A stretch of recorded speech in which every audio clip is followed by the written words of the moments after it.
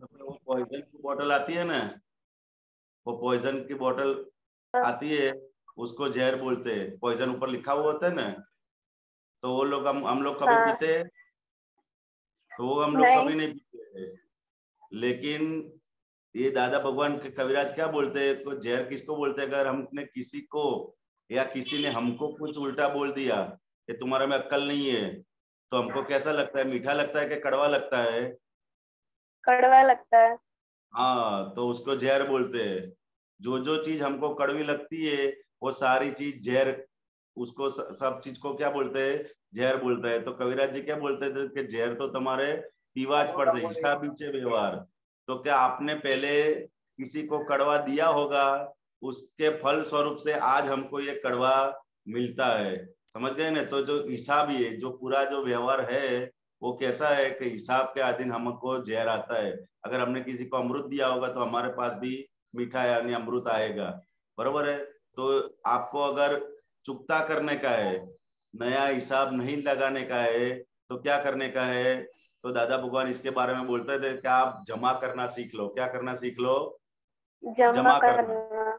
हाँ, कोई भी अपमान देता है, कोई हमको नहीं बुलाता है, कोई हमारे साथ अच्छा व्यवहार नहीं करता है, तो दादा भगवान क्या बोलते थे कि आप उसको जमा करना सीख जाओ। अकाउंट के अंदर अगर आपको किसी ने कोई अपमान किया, कहीं नहीं बुलाया, आपके साथ अच्छा व्यवहार नहीं किया, तो आपको बोलने के कि मेरा ही हिसाब था जो आज मेरे सामने आया है। इसे कविराज ने बोला ना कि हिसाब बीचे व्यवहार शोधों ने जड़ से। क्योंकि ये पूरा का पूरा जो भी हमारे सामने आता है, कड़वा आता है या मीठा आता है, कुछ भी आता है, वो हमारा ही हिसाब है, इसके कारण ही हमको आता है। बराबर ना? आपके दो तीन फ्रेंड होंगे, बराबर है? तो वो दो तीन फ्रेंड का आपके साथ व्यवहार तीनों का अलग अलग होगा, एक सरीखा नहीं होगा। बराबर है? और हर टाइम पे अलग अलग व्यवहार होगा। आज सुबह अच्छा बोला तो शाम को कुछ टेढ़ा बोलेंगे। ऐसा नहीं कि पूरा दिन भर अच्छा बोलेंगे। समझे ना? तो सबका व्यवहार अलग अलग, मतलब हिसाब के अधीन व्यवहार आता है। अपने घर के अंदर भी अपने मम्मी पापा के साथ, भाई बहनों के साथ, या परिवार के साथ, तो जो भी व्यवहार है अपना, वो हिसाब के अधीन है। कैसे अधीन है? हिसाब के अधीन है। तो आप देखेंगे ना, तो हमारे हर एक के साथ अलग अलग हिसाब रहता है। एक ही तो घर में खुशी, अगर दो भाई हैं या दो बहनें हैं, तो दोनों बहनों के साथ या दोनों भाइयों के साथ मम्मी पापा का हिसाब अलग अलग रहता है। किसी को भाई बहन कुछ भी धमाल करते होंगे तो मम्मी पापा उसको कुछ नहीं बोलेंगे, और कोई कुछ भी धमाल थोड़ा भी मस्ती करते होंगे तुरंत उनको डांटना शुरू कर देंगे, तुम क्यों ऐसा करते हो, तुम ऐसा। तो फिर दोनों के साथ में ये हिसाब दोनों का अलग अलग है। इसके कविराज बोलते हैं ना, हिसाब बीचे व्यवहार शोधों ने जड़ से। जहर तो तुम्हारे, ये लाइन अगर आप दिन में 5 बार 10 बार अगर आप अंदर अंदर अंदर अंदर उसको मनन करते रहोगे ना, तो भी कितने सारे पजल सॉल्व हो जाएंगे। ऐसी एक कविराज की पद की दो पंक्तियां है कि जहर तो तुम्हारे पिया पर से, हिसाब बीचे व्यवहार शोधों ने दे दिया। पूरा का पूरा हमारे लिए है ये लाइन।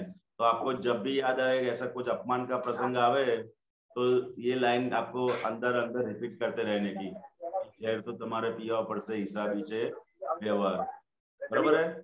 ठीक है खुशी, अभी हाँ। कल बताना आपको कौन सा जहर पीने का है, मोनिका से, हम्म। पापा से, मम्मी से। ओके, कल बता रहा नहीं, हाँ है। और आपने कितना पिलाया लोगों को वो भी बता। पीते तो वो कम भी है, ज्यादा पिलाते हैं। वो भी कर सकते हैं। ओके, जय सच्चिदानंद। ઓકે, હવે આપણે ઝેર પીવાનું તો આપણે પહેલા આપણે સાંભળીએ હસમુખ કાકા, લીલાબેન પાસે, ગીતાબેન પાસે, શ્રેયભાઈ પાસે કે ઝેર શું પીવે છે, પછી એ લોકો સાથે ડિસ્કશન કરજો. શ્રેયભાઈ, તમારે ઝેર પીવાના આવે છે કે નહીં?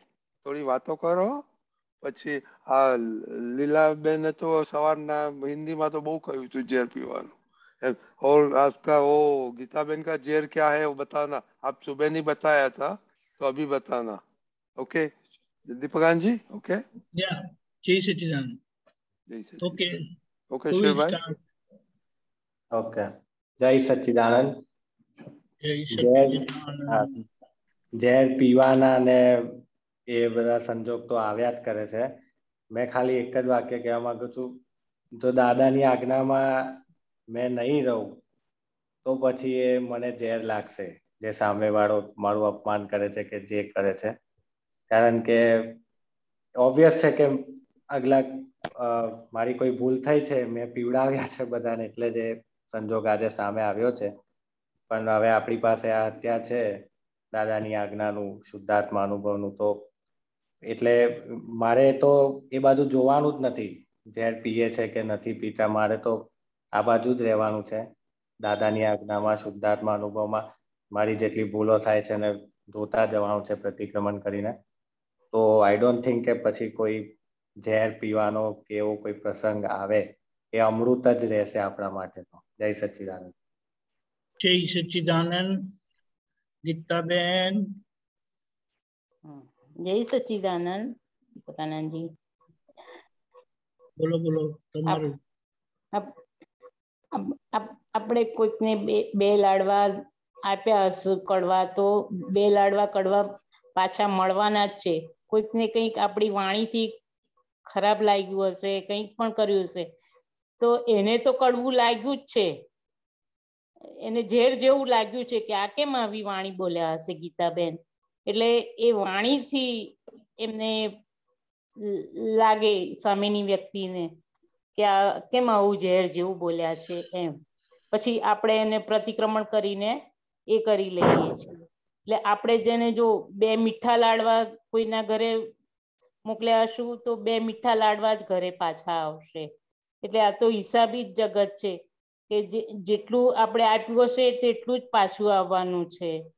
અને આ જગતમાં કેવું છે કે આપણે જો કોઈકને સુખ આપીશું તો સુખ મળશે, અને દુઃખ આપીશું તો દુઃખ જ મળવાનું છે. એટલે માટે હવે તો બહુ સાવધથી રહેવા જેવું છે. ગીતાબેન, જય સચ્ચિદાનંદ. ના એટલે સોરી, મારે કેવું પડે છે, તમે તમારા જીવનના દાખલા આપો. દાખલામાં તો હા, એવું હજી સાસુ જોડે મજા આવી હતી ને, બહુ જોડે મજા આવે છે ને. ઓહો, બરોબર છે. હા હા હા, એ દાખલા કામના છે. હા, પેલા શરૂઆતમાં આવ્યા પરણીને ત્યારે તો બધું સાસુ એટલા મોટા મોટા ઓર્ડરો આપે કે વાત નહીં પૂછો. ત્યારે આપણને એટલું બધું આમ રડવું આવે, કડવું લાગે, બધું લાગે. પછી આપણે આપણા હસબન્ડ ફાઇલ નંબર 2 ને બધું કહીએ કે આજે બાહુ બોલ્યા, એ બાહુ કરેક્ટ બોલ્યા, હતું ને, પણ એ કીધેલું એ બધું કરેક્ટ હતું ને.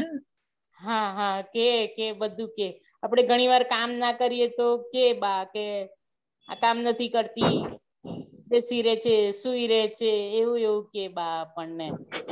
પછી ઘરમાં ઘરે મમ્મી હોય ને સુએ તો ઉલટા મમ્મી કે બેટા કઈ નઈ તો સુઈ રહેજે, થાકી ગઈ હશે એમ કરીને. એવું ના ચાલે. એટલે ત્યારે આપણી અણસમજમાં આપણને બહુ નાની ના, મમ્મી એના ઘરે હોય ને સુતા હોય એવી રીતે, તો મમ્મી એવું કે. હા, ખરું ને? બરોબર. મમ્મી ના ઘરે ચાલે બધું જ. જો તમને એક દાખલો આપું છું. આપણે આ નરેટ કરવાની પાછળનું, ખુલ્લું કરવાની પાછળ એક આલોચના થાય છે, બીજું આપણને આપણી ભૂલ સમજાય છે, ત્રીજું એના પ્રતિક્રમણ પ્રત્યાખ્યાન થાય છે. થઈ જાય છે. એટલે આપણે એમ નથી કેતો હું આ કહેવાની પાછળનો હેતુ આપણે જયારે વાત કરીએ ને ત્યારે આપણને આપણી ભૂલ સમજાય. બરોબર છે. અને એ ભૂલ સમજાય એટલે હમણાં વાત કરતા કરતા જ અંદર પ્રતિક્રમણ થાય કે પછી પાછળથી પણ તમારા થાય. પાછળથી કદાચ બે વાત આજે સ્વાભાવિક નીકળી હોય તો એ બે વાતની આગળ બીજી 25 વાત થયેલી તે તમને યાદ આવશે. બરોબર છે. અને જે પ્રતિક્રમણ આપણા થતા નથી તે ચાલુ થશે. આ અનુભવ કે આ પોતાની વાત કરવાની પાછળનો હેતુ આ છે. હા, બરોબર. ખ્યાલ આવ્યો? એટલે એ રીતે વાત કરશો ને તો બધાને લાભ થશે. અને લાભ કેવી રીતે થાય? જો બધાને, આમાં કોઈ અપવાદ નથી. બધાને ભૂતકાળમાં થયા જ હોય અનુભવ. આ પાસ થયેલું જ હોય, થવાનું જ હોય. પણ એ જો ભૂલ છે ને તો તમને તમારી ભૂલ સમજાશે, સ્વીકારાશે, આલોચના થશે, પ્રતિક્રમણ થશે, સરસ પ્રત્યાખ્યાન થશે. એટલે આપણા માટે તો આ એક બહુ મોટો સ્વાધ્યાય સાથેનો મોટો પુરુષાર્થ થઈ જાય. એટલે હવે વાત કરો, એ રીતે વાત કરો. હાજી સાહેબ, એ સચ્ચિદાનંદ. પેલા શરૂમાં ગીતાબેન પરણીને આવ્યા ત્યારે હવે એવું ઘરેથી એવું બહુ નાની ઉંમરમાંથી આવે એટલે બહુ એવું શીખવાડેલું નહીં કે શું કરવાનું કામ કે આમ ને અહીંયા આવીએ એટલે આપણને તેમ કે હવે આપણે તો કઈ કામ નહીં કરવાનું, સુઈ જવાનું, બધું સરસ છે આ છે એમ માનીને આપણે તો સુઈ જતા હતા કઈ કામ કર્યા વિના. પછી બા એકદમ હોય ને આપણા સાસુ એ બોલે, અરે અહીંયા સુઈ જવા આયા છો, કામ કશું કરવાનું નથી, નથી. એટલું બધું લડે મોટેથી જોશ થી. પછી રડવું આવી જાય. પછી આપણે ફાઇલ નંબર 2 ને કહીએ. પછી બહુ એવું થાય, બહુ દુઃખ લાગે. પછી ફાઇલ નંબર 2 ને ઘણી વાર કહું, મને તો મારા અમદાવાદ જતું રહેવું છે પિયરમાં, બા બહુ લડે છે મને, બા બહુ લડે છે મને, એવું થયા કરે. એટલે આમ ઘણી વાર આપણે કહીએ ને દિવસ કઈ સાંભળેલું ના હોય ને તો આપણને બહુ આમ અંદર લાગે, બહુ જ લાગે. તમારા લગ્ન થયા ત્યારે કેટલી ઉંમર હતી? 20 પૂરા થયા હતા. ઓ જસ્ટ 20? બરાબર. એટલે પછી તો રોજ રાત્રે પછી બા પાસે પગે લાગેલો રાત્રે, બા મારી ભૂલ થઈ ગઈ, બા મારી ભૂલ થઈ ગઈ, એવું થઈ. પાછું કોઈક વાર થઈ બી જાય બીજા દિવસે સવારે મારાથી, પણ રાત્રે તો રોજ જે પગે લાગીને માફી માંગી લો, બા મારી ભૂલ થઈ ગઈ, બા મારી ભૂલ થઈ ગઈ. પણ એ વખતે અણસમજમાં આપણે દાદા ભગવાનની સાક્ષી એ થયું છે એવું નતું. ના એ તો બરાબર, પણ એ સંસ્કાર પણ કામ લાગ્યા ને કહેવાનું. હા, એ સંસ્કાર બહુ જ કામમાં લાગ્યા કે રાત્રે આપણે બાને કાકાને, એટલે કાકા અમે દાદાને કાકા કહીએ, તો એમને પગે લાગીએ, માફી માંગી લઈએ કે આજ દિન સુધી જે મારાથી કઈ બોલીએ તો કઈ જ નહીં, કઈ વર્તનમાં કઈ થયું હોય તો માફી આપજો એમ કહીએ.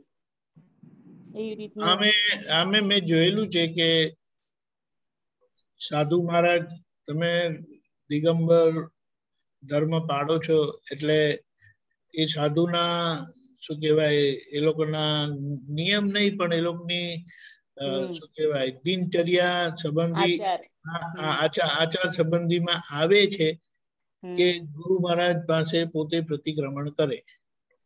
એટલે એવી રીતે કંઈક સંસ્કાર પડે, એને સમથિંગ સિમિલર કે વડીલો હોય, સાસુ સસરા હોય તો એમની સામે તમે જેને માફી માંગી લો. Very good.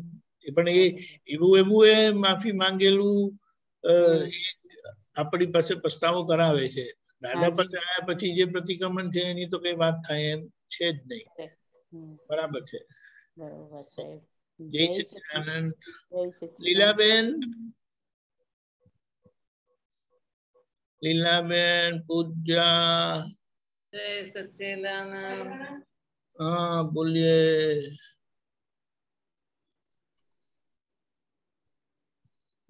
बोलिए. जय सच्चिदानंद.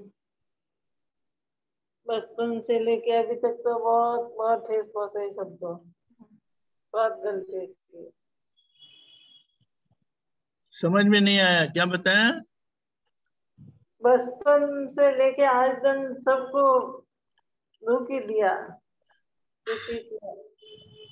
कैसे दुख दिया था? वाणी से. वाणी से डांटते थे? वाणी बहुत कठोर निकलते थे. डांटते थे? डांटते थे, हाँ जी. किसको डांटते थे? मेरे को डांटते, उनको भी मैं दोषी समझती थी. यानी सामने जवाब देते थे ऐसा?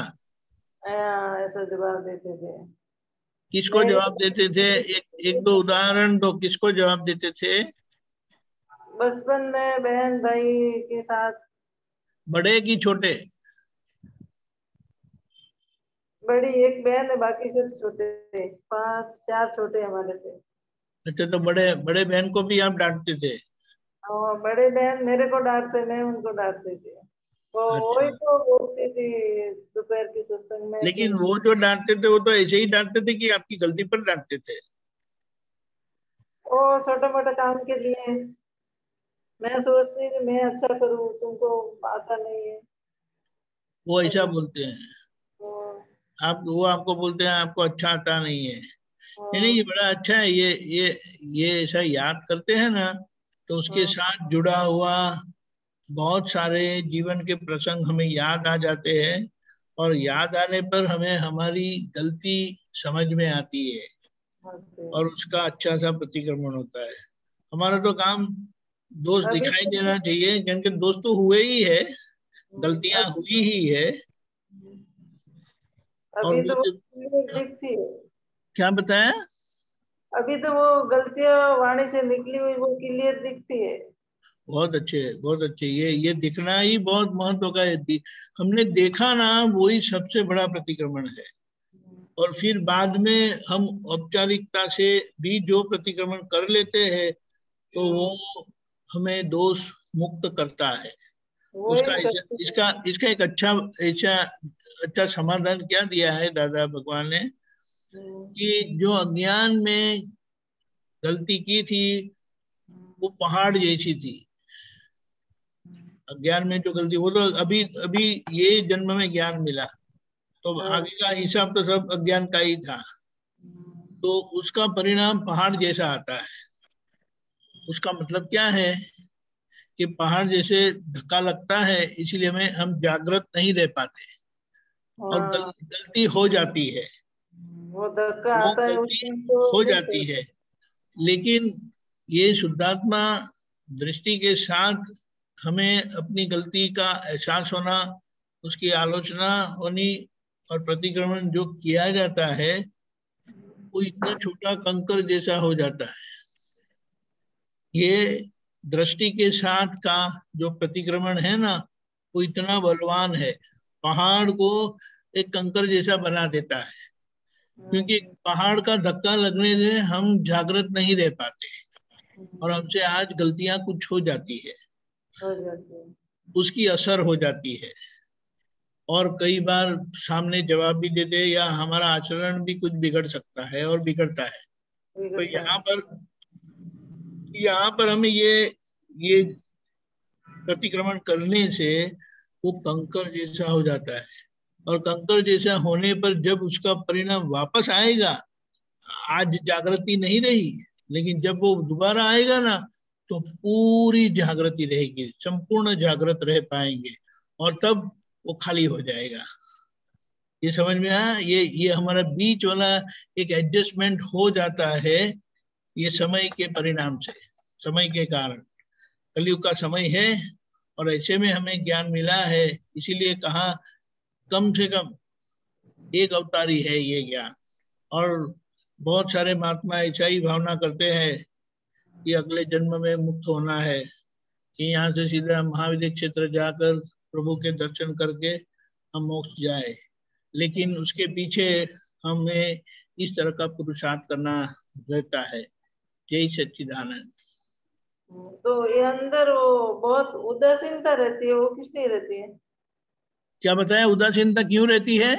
ये सब याद आता है इसीलिए, हाँ जी, ये सब याद आता है इसीलिए। इसलिए बहुत बहुत उदासीनता रहती है। ये हसमुखानंद जी, ये इसका समाधान कर रही ना जरा, कि जब गलतियां याद आती हैं तो उसके उदासीनता बहुत रहती है। वो लीला को बोलिए, आप बोलिए आप। क्या बताया? वो खुशती है लीला को अंदर से। हाँ खुशती है, बरोबर। ये गलतियां जो दिखती है बरोबर है, और हम उसको प्रतिक्रमण करते हैं तो अंदर खूंचता है। तो जैसे हम लोग घर में बहुत सारा कचरा करते हैं, गिरा हुआ रहता है, उसको साफ करते हैं, तो हमको आनंद आना चाहिए कि फिर उदासीन होना चाहिए कि भाई ये कचरा निकल गया, क्या हुआ, निकल गया। जो कितने सालों से पड़ा हुआ था वो कचरा आज निकल गया, हमारे दृष्टि में आया। क्या है? हमारी दृष्टि में आया। दृष्टि में आया मतलब साफ हो गया। तो जितना जितना प्रतिक्रमण करोगे ना, उतना उतना उल्लास बढ़ना चाहिए, क्योंकि कचरा साफ हो रहा है। कचरा दिखने से हमको डिप्रेस नहीं होना है, कचरा साफ हो रहा है वो हम देखेंगे ना तो उल्लास और बढ़ता जाएगा कि कितने सालों से पड़ा हुआ कचरा था, आज दादा भगवान की कृपा से हमको ये दिखा और उसका प्रतिक्रमण करके साफ हो गया। तो दादा भगवान क्या करते थे कि प्रतिक्रमण करोगे तो उल्लास बढ़ता जाएगा, डिप्रेशन मतलब वो नहीं आएगा। ये कचरा था किसका, तो क्या फाइल नंबर 1 में पड़ा हुआ कचरा था, मेरा कचरा नहीं था, बराबर। ये हसमुख के अंदर पड़ा हुआ कचरा था, और वो कचरा कौन साफ कर रहा है, तो जिसके अंदर पड़ा था वो ही साफ कर रहा है, क्योंकि मैं तो कायम का परमानेंट शुद्ध हूँ, मेरे अंदर कचरा गिरे ऐसा कुछ है नहीं है। तो मतलब जितना जितना दिखाई देवे तो ऊपर से उल्लास होना चाहिए, क्या होना चाहिए, उल्लास आना चाहिए कि भाई आज ये कचरा निकल गया, बराबर। अगर पड़ा रहता तो और हमको कितना मुश्किल में आ जाते, बराबर। इससे अच्छा आज दिखा, साफ हो गया, तो जितना जितना प्रतिक्रमण करोगे उतना उतना हमारा आनंद बढ़ता जाएगा। ये फल है प्रतिक्रमण का, क्योंकि बोझा हमारा कम होता जाएगा, साफ सफाई अंदर की बढ़ती जाएगी। मतलब जितने जितना प्रतिक्रमण करते हैं तो हमारे अंदर उल्लास बढ़ता धीरे धीरे धीरे बढ़ता जाना। ये तो उनको दिखता है, और डिप्रेशन में आते हैं तो कैसे क्यों आते हैं, कि उनको लगता है कि मेरा कचरा है, मेरा कचरा नहीं है, ये फाइल नंबर 1 का कचरा था। किसका कचरा था, फाइल नंबर 1 का, वो पूरे कचरे से ही भरा हुआ है। ये तो हमको दिखता नहीं, आज इतना दिखा, जितना जितना ज्ञान प्रकाश बढ़ता जाएगा उतना उतना वो ज्यादा दिखता जाएगा।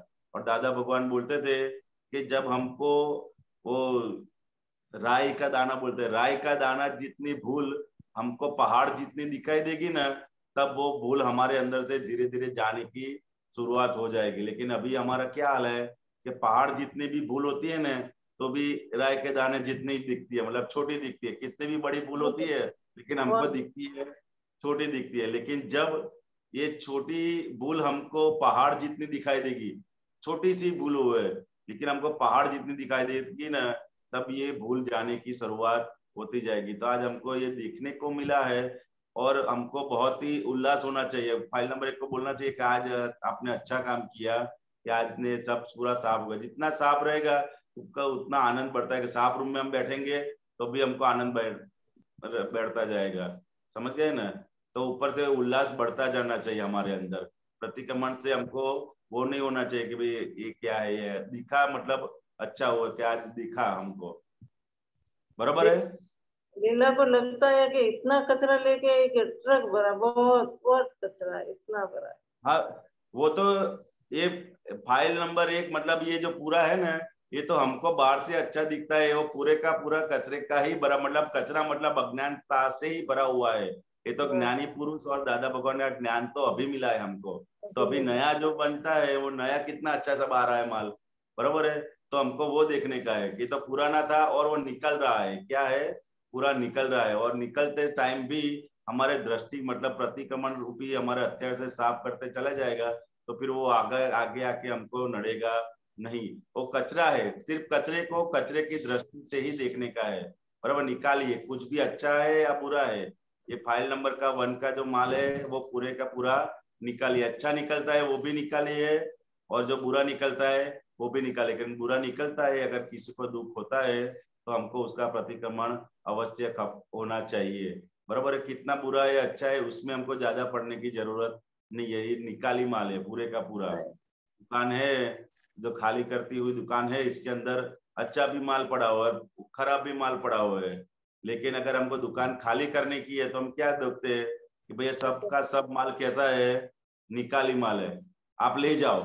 ग्राहक को क्या बोलते हैं, आप ले जाओ किसी भी भाव में, अच्छा आप इतना देते हो उसका, चलो आप ले जाओ, इसका आप इतना देते हो ये भी ले जाओ, क्योंकि ये पूरे का पूरा माल जो है फाइल नंबर 1 का पूरे का पूरा माल कैसा है, निकाली माल है, बराबर है। अगर अगर आप निकाली माल में अगर कुछ माल ऐसा है कि आपको किसी को दुख होता है तो वो माल में हमको प्रतिक्रमण अवश्य होना चाहिए, बराबर है। हाँ जी, वो तो होता है। बस तो वो अच्छा है। जय सच्चिदानंद। और किसी को कुछ कहना है? पूजा पूजा पूजा को बोलना है? पूजा बेटे बोलो। सच्चिदानंद। जय सच्चिदानंद।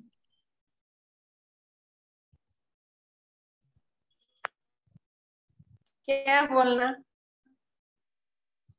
ये मम्मी बोलते हैं ना कि आज तक बहुत सारी गलतियां की, आपने तो कोई गलतियां की नहीं है ना? हाँ, गलतियां तो बहुत हुई है। तो वो कुछ दिखाई देती है? हाँ। फिर वो आपको अंदर अच्छा लगता है कि बुरा लगता है? क्या? वो गलतियां दिखती है तब अच्छा लगता है कि बुरा लगता है? बुरा लगता है। फिर बुरा लगने के बाद क्या करते हैं? उसका टेंशन आता है कि मैंने इतनी सारी गलती की, चले गए, कनेक्शन गया। ओके, और किसी को कहना है तो बताइए, नहीं तो फिर चलो हम कश्यप भाई को लेते हैं। ओके, जय सच्चिदानंद। हातिम भाई, इसके संबंध में कि और प्रश्न है? इसी के संबंध में? हाँ तो बोलो तमें। हाँ, एक्सपीरियंस के साथ कहना थोड़ा। हाँ बोलो बोलो बोलो बोलो। हिंदी में बोलो, गुजराती में बोलो? ના, તમને જે લેંગ્વેજમાં ફાવે તે. પણ હમણાં ગુજરાતી છે એટલે તમે ગુજરાતીમાં બોલી શકો તો સારું. ગુજરાતી જ બોલી. હવે પર્સનલ ફાઇલ નંબર 2 અને ફાઇલ નંબર 1, મતલબ જ્યારે મારી સગાઈ થઈ અને પહેલી જ વાર રાજકોટ આવ્યા અને અમે એક પિક્ચર જોવા ગયા, અને એ પિક્ચર જોવા વખતે એક ઘટના બની, અને એ ઘટનાથી શરૂઆત જીવનમાં કટુ બનાવ જેને કહેવાય, મતલબ અભાવનો શરૂઆત ત્યાંથી જ થઈ. અને મેં એની સાથે પછી ચોખવટ કરવાની ખૂબ ટ્રાય કરી વારંવાર કે તું મને કે આ પિક્ચર જોવા ગયા તું આવો વ્યવહાર શું કામ કર્યો મારી સાથે? તો એ મને જવાબ જ ના દીધો. પછી મેં ઘણા ટાઈમ સુધી કોશિશ કરી, પણ મને એવું લાગ્યું ત્યારે કે આને મારી સાથે સગાઈ પરાણે કરેલી છે, ઈચ્છાથી નથી કરી. પણ હવે તે વખતે ઉંમરના આધારિત અને પરિસ્થિતિના આધારિત મેં પણ સમાધાન કર્યું, ચાલો કાંઈ વાંધો નહીં, બધું સારું થઈ જશે. પછી સગાઈ કરી, શાદી થઈ, લગ્ન થયા. હવે એમ થતા પછી જયારે પર્સનલ જીવન લાઈફસ્ટાઈલ શરૂ થઈ અને એક મ્યુચ્યુઅલ અન્ડરસ્ટેન્ડિંગ નો અભાવ અને મારા જીવનમાં પહેલે દિવસથી જે શરૂ થયેલી શંકા નું બી ત્યાંથી પડી ગયું. અને એ પડતા પડતા ધીરે ધીરે આ દાદાના એવા પછી બોલી શકું છું કે હરેક વ્યવહાર અભાવ તિરસ્કાર વાળો થઈ ગયો, શંકા વાળો થઈ ગયો. અને મતલબ જીવનમાં એ અમારા બે વચ્ચે પર્સનલ લાઈફ જે કહેવાય કે સમાધાન નહીં ને, એ ધીરે ધીરે થતા બાળકો થયા મોટા, તો એમાં પણ આવી ગઈ અસર દેખાય. અત્યારે થોડું ક્યારેક આ વસ્તુ બને એટલે એ સતત અભાવ તિરસ્કાર એટલી હદ સુધી વધી ગયેલો કે મતલબ ખુશીની જીવનની વાત જ નહીં. ને એ જયારે મને કઈ વાત કરે એટલે એ અભાવ તિરસ્કારથી જ જોઉં, શંકાથી જ જોઉં, એટલે એનાથી શું થાય અંદરથી સમસમવું સતત વારંવાર વર્ષો ત્યાં, અને જલન જેને કે જ્વાલામુખી આગ લાગેલી જોઈએ. હા, એની સામે કોઈ દી એને કટુવાણી નથી બોલ્યું, એને કડવું વેણ નથી બોલ્યું ક્યારે. હા, મેં હું જ સમસમી જાઉં, પણ દુઃખ એટલો દુઃખી થાવ કે પછી હું બહાર વયો જાઉં, ને એની અસર પછી પારિવારિક જીવનમાં પણ સતત રહી. અને સતત આટલા વર્ષ કાઢ્યા. પણ સત્સંગમાં આવવા પછી અભ્યાસ, ભૂલો જોવાની અને કરતા કરતા આ ભૂલ પર બરાબર અભ્યાસ કરતા સતત એક એક દિવસને યાદ કરીને પ્રાયશ્ચિત હું પોતે કરું છું. આજે પણ હજી એમના તરફથી તો કારણ કે એક જ્ઞાન નથી લીધું, એટલે આજે પણ છેલ્લા 2 વર્ષથી હું ચૂપ થઈ ગયો છું. એ લોકો મને કાંઈ પણ કટુવાણી બોલે છે, પેલા હું થોડુંક કરતો, હવે હું સહન કરી ચૂપ થઈ જાઉં, મારો હિસાબ છે એમ કરીને. પણ ત્યારે ઘરમાં ઊંધોર થઈ જાય છે હવે, કે હવે જો પોતે બોલતા જ નથી, એને વાતમાં આવે છે એટલે ચૂપ ભાગી જાય છે, આવું છે એમ, આવું બધું થાય રાખે છે. પણ સમાધાન એ છે કે સત્ય સ્વીકારાઈ જાય છે જ્ઞાને કરીને, અને એને નિર્દોષ જોવાઈ જાય છે. એટલે આજે માનસિક શાંતિ જે રિયલાઇઝ છે, શાંતિ એ પરફેક્ટ જીવનમાં છે. પ્રાયશ્ચિત દાદાના જ્ઞાને કરી હાજર થઈ જાય છે. તરત થોડુંક થાય છે, ઝટકો લાગે છે આમ શોર્ટ, જયારે જયારે વાણી સામેથી વ્યવહારમાં આવે છે. 2 નંબર ફાઇલની, 3 નંબર ફાઇલની, 4, હવે 3 નંબર 4 નંબર પણ આમાં ઉમેરાય છે, એટલે ઝટકા લાગે છે. પણ તરત દાદાના જ્ઞાન થકી એટલી જાગૃતિ રહી ગઈ છે કે શાંતિ થઈ જાય. અને સતત પ્રાયશ્ચિત,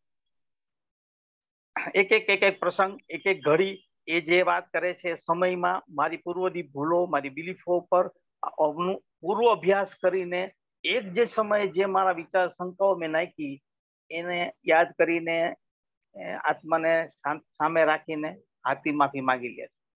આ મારો અનુભવ. બહુ સરસ.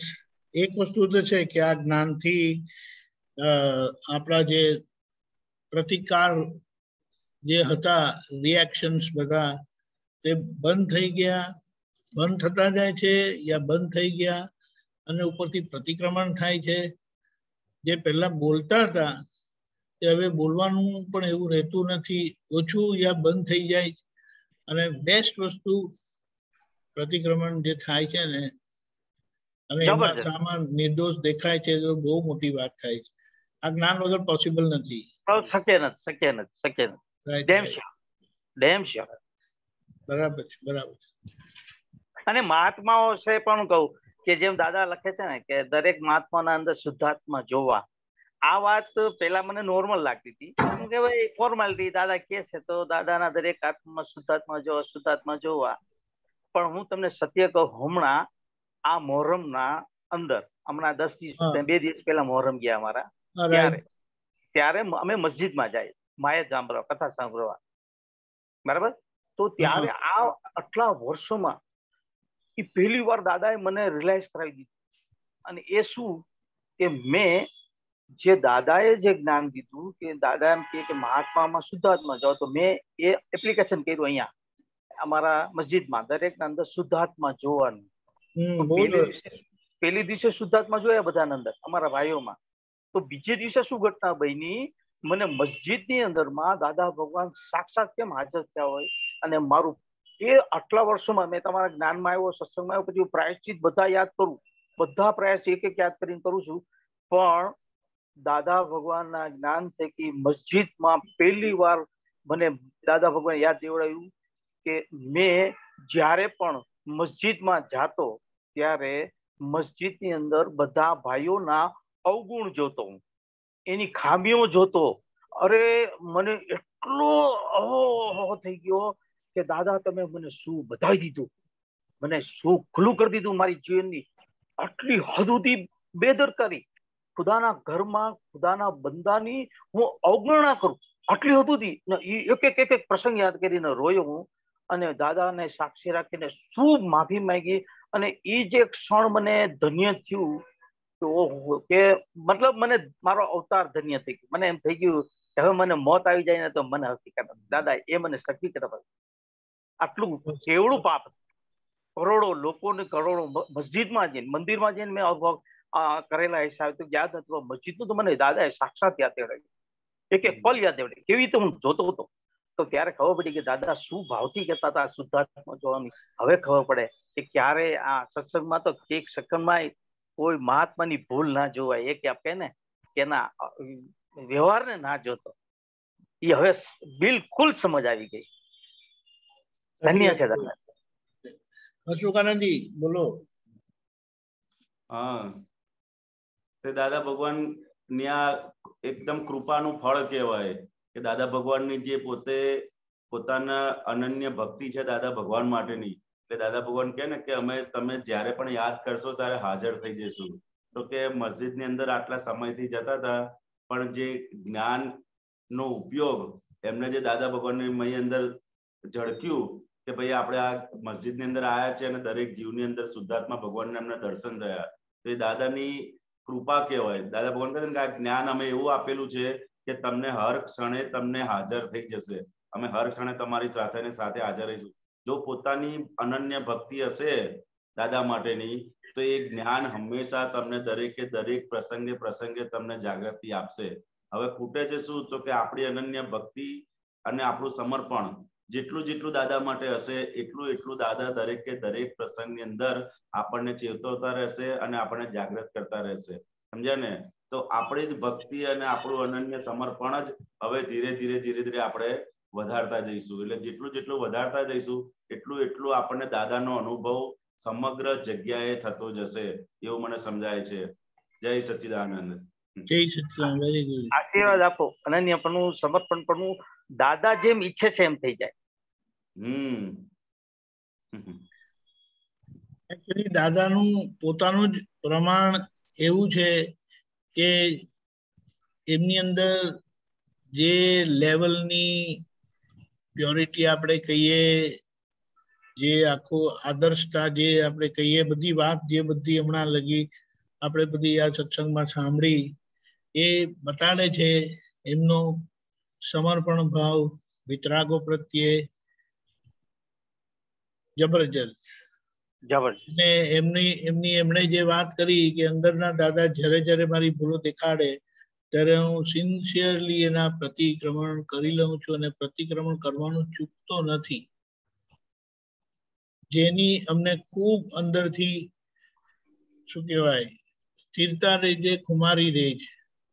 કેમ કે એના માટે એમ કે ભગવાન પણ અમને સવાલ પૂછી નહીં શકે. બોલો, આ બહુ મોટી વાત કરી. એટલે ભૂલો તો અંદરના ભગવાન અંદરની પ્રજ્ઞા શક્તિ બતાડી દે છે અને એને આપણે પ્રતિક્રમણ કરી લઈએ, ચોખ્ખું કરી લઈએ અને એ રીતે જો રહેતા હોય તો તમને કોઈ પૂછી શકે એમ છે નહીં.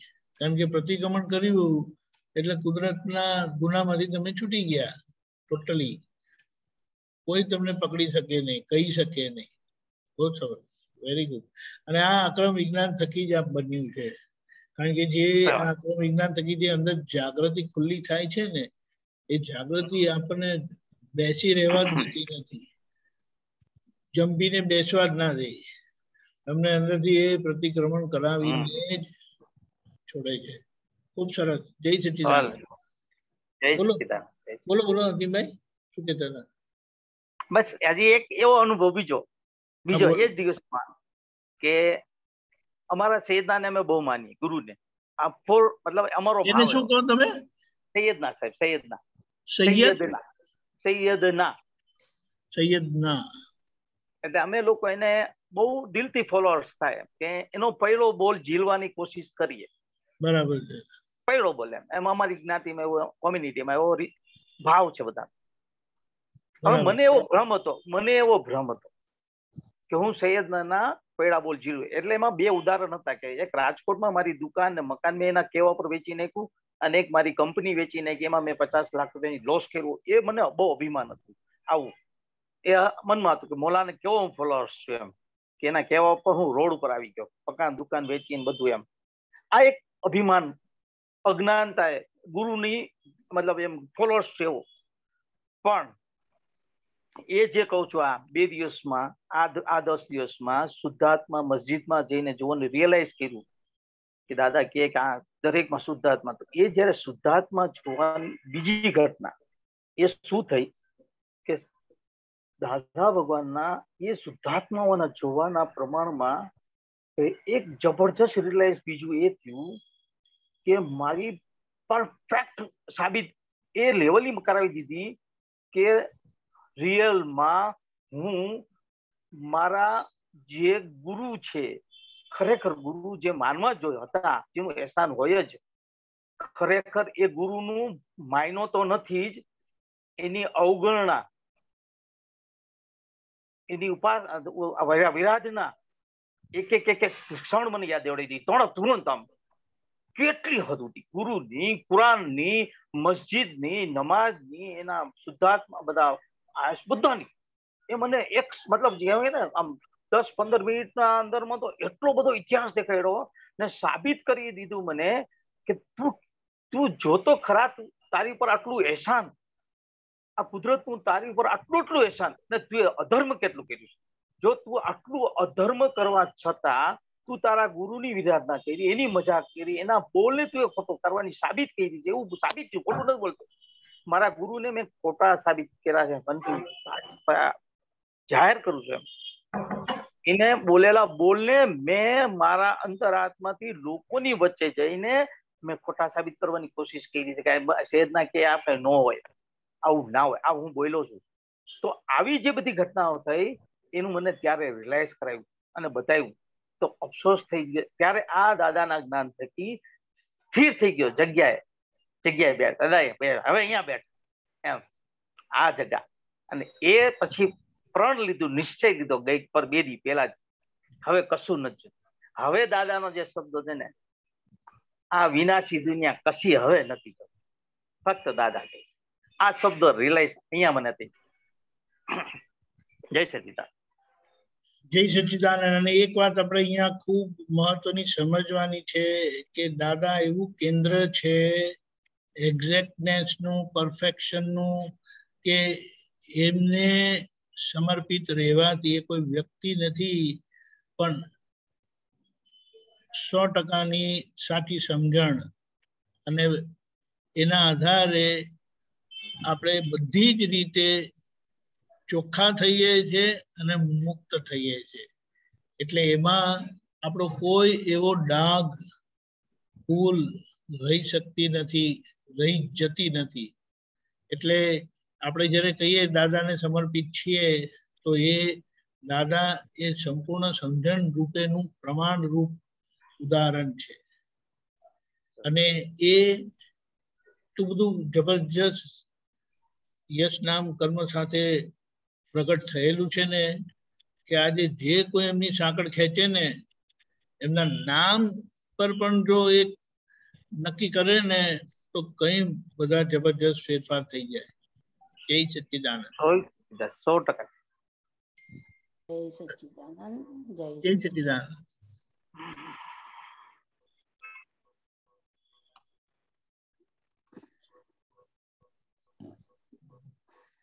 Okay, what next? ગીતાબેન નું પતી ગયું? ગીતાબેન નું પતી ગયું. અને ડોક્ટર કશ્યપજી.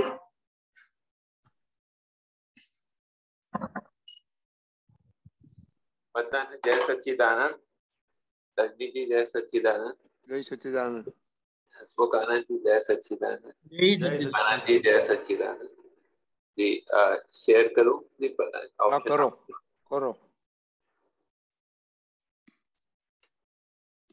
વ્યાપાર છે પોતે જ પોતાને ઓળખી કલયુગને માણસોના માનસિક ડેટા ફૂસ. આ થોડું સમજાવો. આ માનસિક ડેટા ફૂસ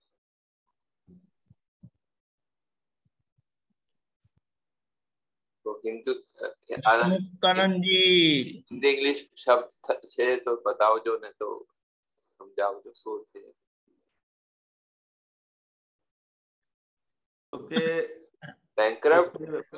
પહેલી દો લાઈન હે, પહેલી બે લાઈન છે કે પોતે પોતાને ઓળખી ના શકે ખુદ, કળિયુગના માણસોના માનસિક ટેટાપૂસ. તો કે આ કળિયુગની અંદર, પંચમારાની અંદર, તો કે પોતે ખુદ પોતાને ઓળખી શકે એટલી માણસની અંદર શક્તિ છે નહીં. કળિયુગની અંદર પોતે પોતાને ઓળખી ના શકે, તો કે એવા કોઈ ગુરુ અથવા જ્ઞાનીની કૃપા થાય તો જ ઓળખી શકે. કારણ કે એની અંદર मानसिक टेटापूस मतलब क्या है, तो कि उसकी कैपेसिटी इतनी नहीं है कि वो खुद को पहचान सके खुद की तरह से. इतना मतलब એટલી એની જોડે તપ કરવાની, જપ કરવાની કેવી તાકાત, मतलब શારીરિક ક્ષમતાથી માનસિક ક્ષમતા એવું કશું એની જોડ છે નહીં કળિયુગની માણસની અંદર. આજે આપણે જોઈએ છે તો આપણે ખાલી પોણો કલાક સામાયિક માટે બેસવું હોય ને, તો પણ આ શરીરની અંદર એવી ક્ષમતા નથી કે मनोबल નથી. એવી રીતે मानसिक टेटापूस, ये शारीरिक क्षमता इतनी है नहीं हमारे अंदर. हम પહેલાના જમાનામાં કેવું હતું, ચોથારાની અંદર કે પોતે પોતાનું શરીર પણ એ રીતનું હતું અને એના સંજોગો અને વાતાવરણ પણ એ રીતનું હતું કે જેથી કરીને એ પોતે જંગલમાં જઈને, પહેલા તો તમારે જ્ઞાન પ્રાપ્ત કરવું હોય તો કે ઘરની અંદર રહેવા નહીં, એ લોકોને બધાને ઘર બહાર છોડી અને પોતે જતો રહે, ત્યાં આગળ જંગલની અંદર જતો રહે અને પોતે પોતાની અંદર તપ આરાધનામાં પોતાનું જીવન પસાર કરી અને પોતે જ્ઞાન પ્રાપ્ત કરી શકે એમ હતું. કારણ કે એવા શારીરિક બળ હતા. પરંતુ આ કાળ બદલાયો, એના આધારે શું થયું તો કે શારીરિક બળ ધીરે ધીરે ધીરે ધીરે ધીરે ક્ષીણ થતા ગયા. તો કે એવા ક્ષીણ થઈ ગયા તો કે પોતે પોતાની જાતને પણ ઓળખી શકે નહીં. સમજાય ને? એવા કળિયુગની અંદર આપણે જોઈએ જ છે ને. અત્યારે કેવું થઈ ગયું છે, અત્યારના આપણે બધા છોકરાઓ અને બાળકોની અંદર બધા જોઈએ છે તો જેમ સોફ્ટવેર અને હાર્ડવેર કહીએ ને, તો કે અત્યારે બધાના સોફ્ટવેર પાવરફુલ થઈ ગયા છે અને હાર્ડવેર બધાના એટલા સપોર્ટ કરતા નથી સોફ્ટવેર પ્રમાણે. તો મનોબળ મે ક્યાં ક્યાં આતા જૈસે માઇન્ડ બહુ ચાલે છે પણ બોડી એટલું ચાલી શકતું નથી. એટલે માઇન્ડ અને બોડીની જે સ્પીડ કરીને એ બે અલગ અલગ થઈ ગઈ છે અત્યારે. સમજાય ને? માનસિક થકાન પણ હોઈ જાય અને મનોબળ માનસિક મનોબળ પણ એટલું રહ્યું નથી, એમ ટેટાફૂસ થઈ ગયા છે એટલે થોડું કઈ કરે ને ત્યારે થાકી જાય પણ એક વસ્તુની અંદર. હા બરોબર છે દીપક આનંદજી? હા રાઈટ રાઈટ પરફેક્ટ એકદમ. અને પછી છે પ્રકાશ થતા જ પૂર્વે ગોળીઓ જ્યાં વિટાય જ્ઞાન ભેદ ધર્મ જનૂન કલિકાલે ગંધાય.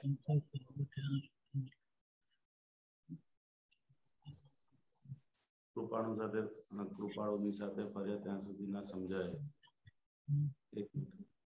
ગયા કરે તેના નામ વિરહો ના વિસરાય.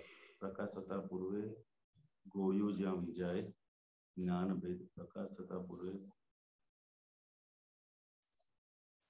પહેલા કહે છે કે જયારે કૃપાલુદેવ હાજર થયા તો ત્યાં તો એની વેલ્યુ નથી સમજ્યા, પણ ગયા પછી આના નામ વિરાટ લાગે અને નામ જયારે થાય તો કે અંદર જોબન થાય. જયારે હાજર હતા ત્યારે એટલા બધા જણ એને પામી શક્યા નતા, એમને ઓળખી શક્યા નતા કૃપાળુ દેવને, ખ્યાલ આવ્યો? અને હવે ગયા પછી એમની કેટલી મોટી મૂર્તિઓ થાય છે, એમના વિરોહ લોકોને લાગતા હોય છે એવું છે. એવી જ રીતે પ્રકાશ થતા પૂર્વે ગોળીઓ જ્યાં વિજાય. આ દીપકાનંદ ગોળીઓ જ્યાં વિજાય એટલે એ સમજ નથી આવતું એવું છે. ઘોડિયું નથી ને, ગોળીયું. ગોળી એટલે ગોળી ને ગોળી. હા ઘો નથી ને, ઘોડિયું નથી. હા ગોળિયું ગોળિયું ગોળિયું. પેલી જોરી नहीं ने, मतलब क्या होता है इसका? गोलियों समझाયું? જોરી જોરી જેમાં બાળક સુવે ને એ નથી ને? ના ના એ નથી, એ નથી. ગ ગ આ તો ગોળિયું છે. હા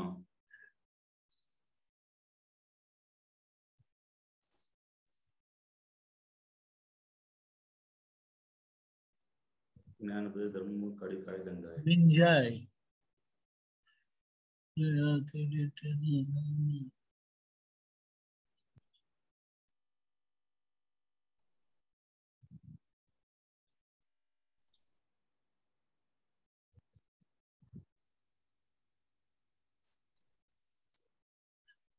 આ એના એ વાત ઉપરથી, એટલે જે આ વાક્ય છે ને એનો જે આખો ફ્લો છે ને એના પરથી એવું લાગે છે કે પૂરી વાત સાંભળ્યા પહેલા, જ્ઞાન થતા પહેલા જ ત્યાં શંકા કરીને ઉભા રહી જાય છે. એવું સમજાય છે. એનો મિનિંગ, એનો અંદરનો મિનિંગ એવો સમજાય છે કે જ્યારે સ્કોપ મળે પણ ત્યારે એ અંદર એવી શંકામાં ને એવી રીતે જ રહી છે. એટલે પછી કીધું જ્ઞાન ભેદ. પેલા આવું કહેતા હતા, આવું કહે છે. પોતાના ધર્મનું ડિક્શનરીમાં છે વર્તુળકાર નું ફરતા ચક્કર જેવું. શું શું? વર્તુળ આકાર નું ફરતા ચક્કર જેવું. એ શું કીધું? કોને કીધું? ગોળિયું ગોળિયું. હા ગોળિયું જ્યાં વિંજાય. વિંજાય એટલે એમ તેમ ફરે એવી રીતે કહેવાય છે. શું? આમ તેમ ફરે એટલે જો હવે એના પછી એવું લાગે છે કે પ્રકાશ થતા પૂર્વે જ એને ભૂસી નાખે છે. ખબર પડે? ભૂસી નાખે એને ઢાંકી દે. પ્રકાશ થતા પહેલા જ એ વસ્તુને ઢાંકી દે. કારણ કે જ્ઞાન ભેદ છે, ધર્મ જનૂન છે, એટલે જ્યાં આવો પ્રકાશ થઈ શકે એવો હોય ત્યાં એ કામ કરવા પૂર્વે જ એને ઢાંકી દે છે, એને બંધ કરી દે છે. જ્ઞાન ભેદ શું કહેવા માંગે છે? જ્ઞાન ભેદ. જ્ઞાન ભેદ. તમે, હું સાચો, તમે ખોટા. અચ્છા અચ્છા. અને ધર્મ પ્રકાશ નો ઢાંકી દે, પ્રકાશ ના જ્ઞાનનું દાખી દે. એટલે એને સ્કોપ મળતો હોય પ્રકાશ ખુલ્લો થવાનો તે પહેલા જ એને ભૂસી નાખે છે પોતે. ધર્મ જુનૂન અને જ્ઞાન ભેદ. હા, કડી કાળે ગંધાય, ધર્મ જનૂન ગંધાય, જ્ઞાન ભેદ ગંધાય. અને ગોળિયું જ્યાં વિંજાય એટલે આમ તેમ ફરે અર્થમાં આવી શકે. इधर उधर घूम मतलब वो घूम के व्यर्थ हो जाता है. એ મને એનો ડિટેલ નથી ખબર. આ વાક્યનો આવું સમજણ મને આવે છે અંદરથી. ઓકે. પછી છે બેકદર ને ચાબખા દે કવિથી ના રહેવાય, રોકડું પરખવાવે દાદા કવિ ખૂબ હરગાય, નંગોળો ના ઉપરી ના ચાબકાથી નિર્જરા, ઈશ્વર ઉપરી ના ભાવથી પુણ્ય ધરા.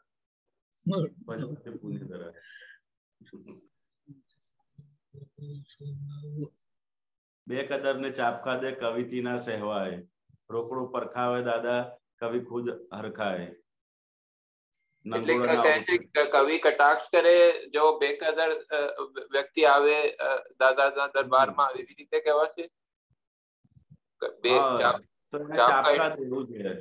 ચાપકા કટાક્ષ કરવાનું અર્થ. હા, અને રોકડું પરખાવે દાદા તો કવિ ખુદ હરખાય એવું છે. એને સાચી સમજણ આપે તો કવિ ખુદ હરખાય. નંગોળો ના ઉપરીને ચાપકાથી નિર્જરા, ઈશ્વર ના ઉપરીને ભજવાથી જ પુણ્ય ધરા. નંગોળો ના ઉપરીને, નંગોળો એટલે બેશરમ. એટલે એવા જો હોય ત્યાં દાદાના ચાપકા પડે છે તો એની નિર્જરા થાય છે અને એમાંથી એ નીકળી જાય છે. એમને ખબર નથી પડતી કે દાદાએ શું કામ કર્યું કરીને. અચ્છા, બીજા ચાપકા વો દાદાજી ના છે. અચ્છા, અને ઈશ્વર ના ઉપરીને ભજવાથી પુણ્ય ધરા. પુણ્ય ધરા એટલે આ પુણ્ય ધારણ કરવાનું. નહીં, ધરા ધારણ નથી ને. હા, ધરા એટલે પુણ્ય સંચિત થાય છે, પુણ્ય કમાય છે, પુણ્ય ઉત્પન્ન થાય. ઈશ્વર ના ઉપરી નો, અચ્છા ઈશ્વર નો ઉપરી એટલે દાદા ભગવાન. બરોબર. અને આપ કીધું છે ને આ ઝેર તો તમારામાં આ સેકન્ડ લાઈન છે ને, હિસાબી છે બરાબર, શોધો ને જડશે. તો શોધો ને જડશે ના આપનું અર્થ નથી બતાવ્યા. તો શોધો ને જડશે ના શું અર્થ? કે કોને કિસકો હિસાબ, કઈ પણ હિસાબ તમે શોધો ને, તમારી સામે કઈ પણ અપમાન આવ્યું, દુઃખ આવ્યું, તો તમે તપાસ કરશો તો તમને મળશે, એનો જવાબ મળશે કે ભાઈ મેં પૂર્વે આપેલું હતું એના આધારે જ આ મને પાછું આવ્યું છે. સમજો ને? તમે તપાસ કરશો તો તમને જવાબ મળશે અંદરથી કે પહેલા મેં કોઈને અપમાન આપેલું હતું કે કડવું આપેલું હતું, એ શોધીશું તો તરત તમને એનો સામે જવાબ મળી જશે. સમજાય ને? એટલે હિસાબી જ આખો જે વ્યવહાર છે જગતની અંદર, એ બધો વ્યવહાર કેવો છે તો કે હિસાબને આધીન છે. એ ખાલી તમે દ્રષ્ટિ ફેરવશો તો અંદર તમને તરત જ એનો જવાબ મળશે કે મેં આપેલું હતું એના આધારે આજે મને આ પરત મળ્યું. એટલે હિસાબી છે વ્યવહાર શોધો ને જડશે એમ. એટલે જવાબથી રકમ સમાધાન થઈ જશે, તમને સમાધાન થઈ જશે. સમાધાન થઈ જશે. બરોબર. ધન્યવાદ. જય સચિદાનંદ. જય સચિદાનંદ. પિતાબેન મણિનગર. જય સચ્ચિદાનંદ હસમુખાનંદજી. જય સચ્ચિદાનંદ. જય સચ્ચિદાનંદ દીપક આનંદજી. બોલો. સચ્ચિદાનંદ. હા હસમુખાનંદજી, મારો સવાલ માન પર